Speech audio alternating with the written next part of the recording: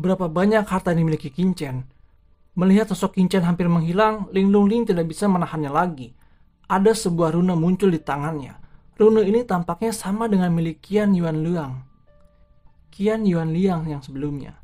Tapi itu jauh lebih menakutkan daripada miliknya. Ini jelas semacam harta pelindung tubuh. Ling Longling mengambil langkah menuju pusaran itu dan ingin menggunakan harta ini untuk melawan kekuatan waktu itu. Dan kemudian dia ingin menemukan Qingchen dan ingin membunuhnya. Tetapi begitu dia mengambil langkah ini, dia melihat rune ini segera memancarkan cahaya yang menyala-nyala, dengan cepat redup di bawah kekuatan waktu, dan padam dengan kecepatan yang tak terlihat dengan mata telanjang. Runenya lebih kuat dari rune Qian Yuanliang sebelumnya. Tidak ada yang tahu bahwa rune di tubuh ini adalah tingkat suci surgawi. Itu adalah kekuatan tertinggi di Yaomi Mansion. Dan apa artinya ini? Kertas jimat emas yang di tangan Qingchen setidaknya adalah tingkat suci surgawi tertinggi. Pikir dalam hati Ling Longling melonjak hebat. Pada saat kritis, Ling Longling akhirnya lolos dari pusaran waktu dan kembali mendarat ke tanah. Tetapi aura rune di tubuhnya juga menjadi hancur. Ling Longling merasa sangat tertekan, tetapi ini adalah kartu truf yang menyelamatkan hidupnya. Ling Longling bahkan rune yang diberikan Master Sukuan tidak dapat menahan pusaran waktu. Harta macam apa kertas rune emas pada anak itu barusan? Ucap Xiu Shengze dan Liu Fengyu terbang dan berkata dengan ekspresi terkejut. Keduanya bukan idiot. Aura Tuan Sukuan yang melekat pada rune itu masih bisa mereka kenali. Dan Qingchen terus masuk dengan selamat, tetapi Ling Longling dipaksa keluar. Apa artinya ini? Apakah kertas rune emas itu adalah harta suci? Gumam keduanya saling memandang dan berseru. Dan pada saat yang sama, cahaya yang menyala-nyala meledak ke mata mereka. Harta karun itu seperti sudah cukup untuk membuat mereka melayang ke langit. Tetapi pada saat yang sama, mereka berpikir bahwa ada 3 dari mereka di lapangan. Tetapi pada saat yang sama, mereka berpikir bahwa ada 3 dari mereka di lapangan. Bahkan jika mereka mendapatkan harta itu, kepada siapa mereka harus memberikannya? Suasana di lapangan tiba-tiba tampak sedikit aneh. Xiu Shengze dan Liu Fengyu bahkan berpisah dengan tenang, karena takut lihat orang lain akan marah ketika mereka memikirkan itu. Dan mereka tampak waspada. Ling Longling bisa melihat pikiran Xiu Shengze dan Liu Fengyu sekilas. Dia mendengus dingin dan wajahnya sangat jelek. Dia berkata, "Aku belum mendapatkan harta itu, tapi kalian berdua telah memiliki niat buruk. Bisakah kamu bersikap sedikit lebih baik?" Ucap Ling Longling mengingatkan. Omong kosong apa yang kamu bicarakan? Siapa yang mau merampas harta itu darimu? Ucap Xiu Shengze dan Liu Fengyu sedikit malu. Tetapi tentu saja mereka tidak akan mengakuinya. Ling Longling berkata, apakah kamu pikir jika kamu mendapatkan harta itu, kamu dapat membawanya kembali ke surga dengan selamat? Jangan lupa, Tuan Dong Yuin akan segera datang. Di depan senior, apa kamu bisa menyembunyikannya? Apalagi selain harta jimat sebelumnya, ada harta seperti dunia kecil dan Skyfire pada orang ini. Masing-masing bukan hal kecil. Bisakah kamu menelannya sendirian? Oh, ucap Ling Longling. Xiu Shengze menyentuh hidungnya. Meskipun kata-kata Ling Longling itu tidak masuk akal, apa yang dia katakan adalah kebenaran. Lalu, bagaimana menurutmu? Tanya Liu Fengyu mengerutkan kening. Ling Longling mendengus dingin dan berkata, yang paling mendesak sekarang adalah membunuh anak itu terlebih dahulu. Hanya dengan membunuhnya, Anda bisa mendapat harta darinya. Adapun cara untuk mendistribusikannya, mari kita bicarakan nanti. Percayalah bahwa harta rahasia anak itu cukup untuk membuat kita masing-masing puas. Namun, saya pikir yang lebih penting adalah kita harus menerobos ke ranah suci bumi di sini. Ucap Ling Longling. Menerobos alam semi bumi. Xiu Shengze dan Liu Fengyu keduanya berseru. Benua Tianwu ini terlalu kecil, hampir tidak mungkin untuk menembus suci bumi di dunia ini. Kesulitannya setidaknya 10 kali lipat lebih tinggi daripada di surga, bahkan bisa 100 kali lipat lebih tinggi. Meskipun basis kultivasi mereka semua berada di puncak alam suci, mereka belum mampu menerobos ke alam suci bumi di surga. Apalagi di benua Tianlu ini, itu akan terlalu sulit. Ya, tidakkah kamu merasa bahwa dunia ini sangat istimewa? Ucap Ling Longling berkata dengan sungguh-sungguh. Xiu Zhengze dan Liu Fengyu terkejut. Meskipun dunia ini kecil, karena ada banyak master alam suci yang jatuh karena suatu alasan, ribuan tahun yang tak terhitung jumlahnya telah berlalu. Dan kekuatan asli para master yang telah jatuh di sini telah mengubah area ini menjadi tempat yang sangat aneh. Dunia pelaburan sebanding dengan beberapa misteri kultivasi di surga. Saya memiliki perasaan bahwa di tempat ini, selama saya berlatih dengan konsentrasi tinggi, kemungkinan besar saya akan dapat menembus alam suci bumi. Ucap Ling Nunling, matanya bersinar tajam. Xiu Zhengze dan Liu Fengyu dengan berhati-hati merasakan kekosongan. Benar saja, mereka tidak terlalu memperhatikan sebelumnya. Sekarang mereka melihatnya dengan hati-hati. Dunia di sekitar mereka memang sangat ajaib. Dan mereka tidak memiliki terlalu banyak batasan pada kekuatan asli mereka.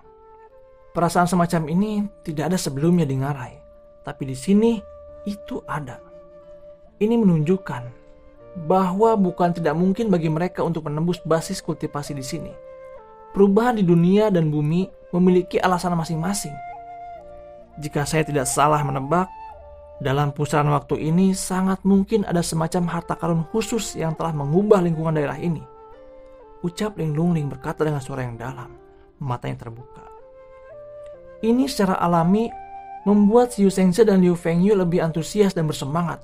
Jantung keduanya berdegup kencang. Selanjutnya, kita akan tetap tinggal di sini. Saya tidak percaya bahwa anak itu tidak akan pernah keluar. Begitu dia keluar, kita akan membunuhnya.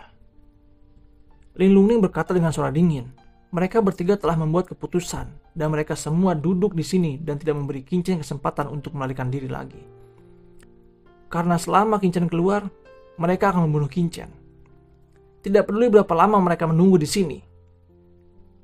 Di sisi lain, Qin Chen terus masuk jauh ke dalam pusaran waktu itu.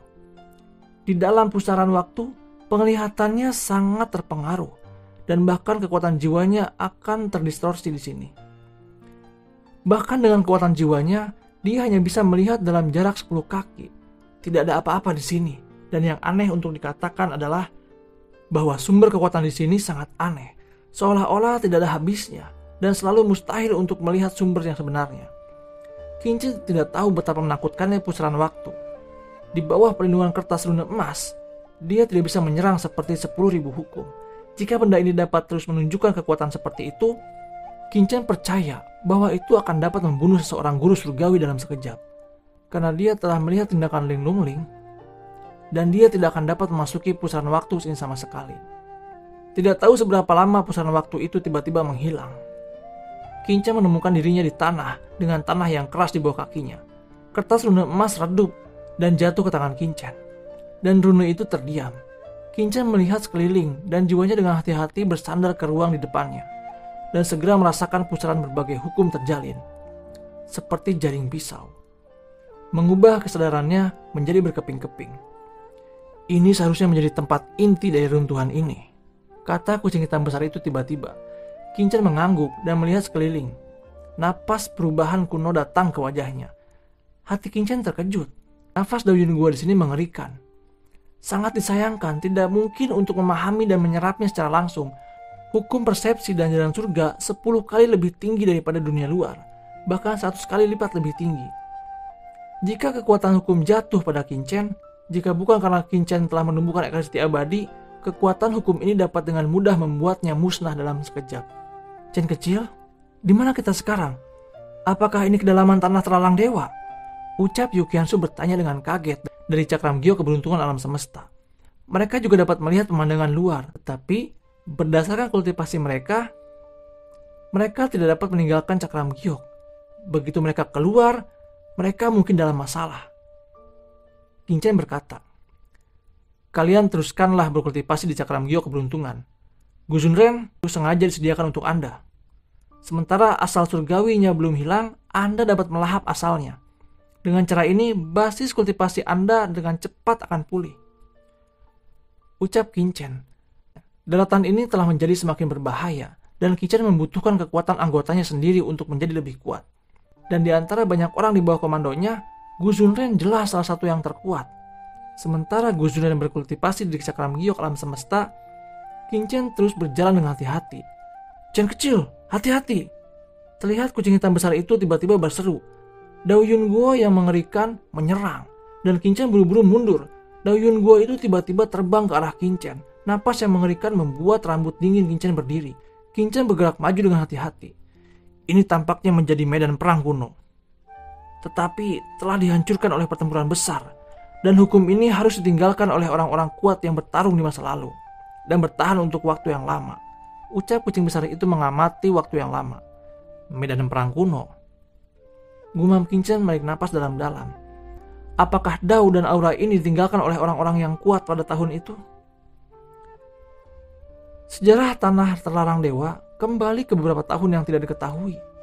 Dalam jangka waktu yang begitu lama, bahkan orang master suci surgawi bisa menghilang. Orang kuat macam apa yang bertarung di sini? Orang kuat macam apa yang bertarung di sini pada saat itu? Gumam Qin Chen dalam hati. Beberapa lonceng datang dari jauh, dan lonceng itu seolah-olah akan merebut jiwa Qin Chen dan menyerangnya. Laut jiwa Qin Chen berfluktuasi dalam sekejap, dan tidak ada cara untuk menghentikannya.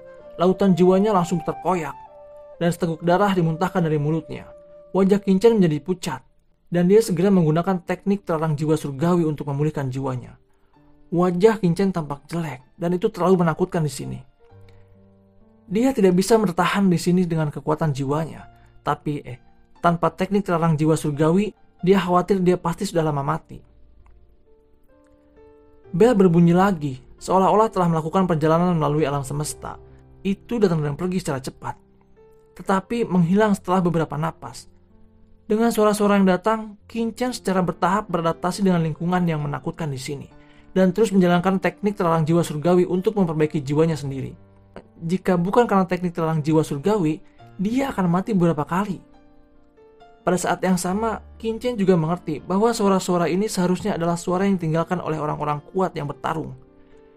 Di dunia ini, mereka telah berubah menjadi kekuatan Dao dan akan bertahan selama miliaran tahun di sini. Qin Chen berjalan maju dengan hati-hati, mencoba menemukan jalan keluar di sini, tetapi daerah sekitarnya tandus dan sepertinya tidak ada jalan keluar sama sekali. Qin Chen bahkan tidak punya waktu dan sudah berapa lama dia berjalan. Dua jurang besar tiba-tiba muncul di tanah di depannya, dan kedua jurang ini menghalangi jalan Qin Chen.